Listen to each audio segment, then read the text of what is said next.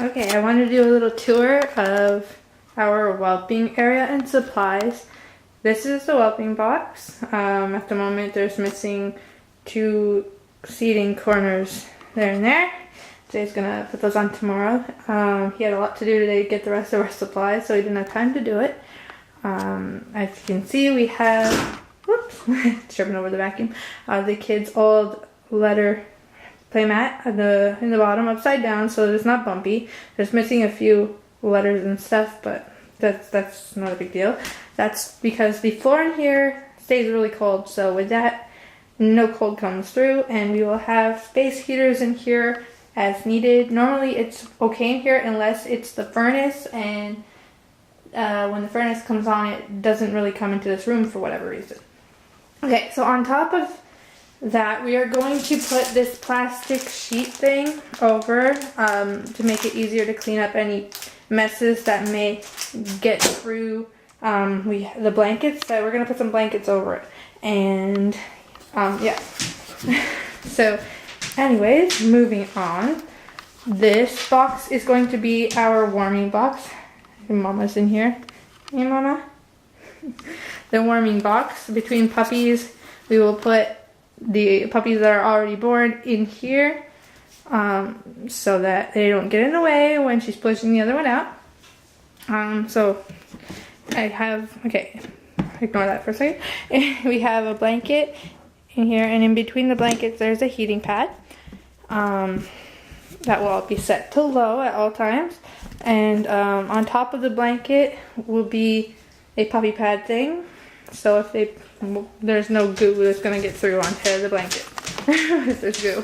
Then we have the scale to weigh them, and I have this to put the puppies in on the scale so that they don't fall off. I'm more prepared for the puppy's birth than I was for my own home birth, so. Okay, top drawer. We have vet numbers.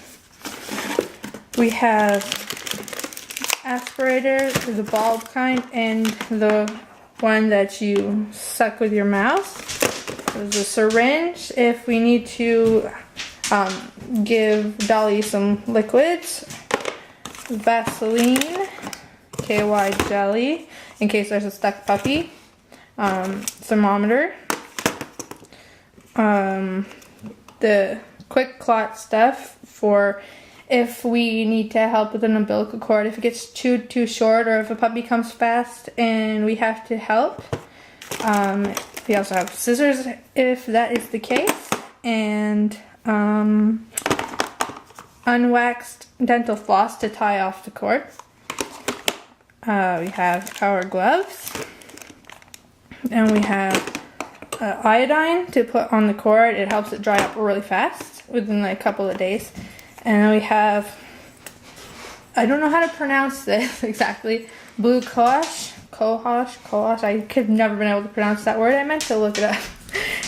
If her contractions stop or slow down too much and the puppies are taking too long before we have to worry about her needing a C-section or something, we give her some of that. Next up we have in here the Doppler and the gel, pens to write down like the puppies for each of them, their placenta came out with them, the color of ribbon that we put on them, the color of their fur, of their sex, the time of birth, their weight of birth, and then for every day for I think it's 3 weeks, and then once a week after that we weigh them and mark it down. So yes, and this is the ribbons that I have here. I will also use the scissors to cut the ribbon. So yeah, to identify the puppies.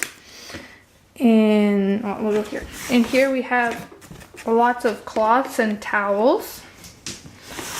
A lot of them. In here we have the pads that we will use for them to pee and poop on, probably more like when they start to go on their own.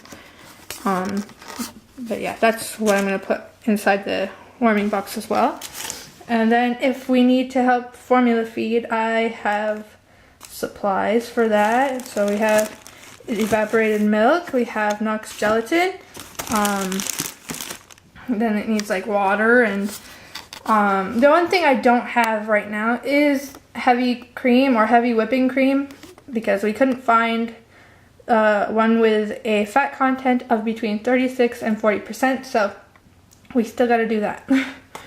Hopefully we won't need to use it. And then we have bottles if we have to help feed them.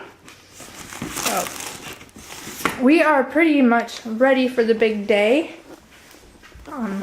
She's due in 15 days, so good luck, Mama. She's like, whatever.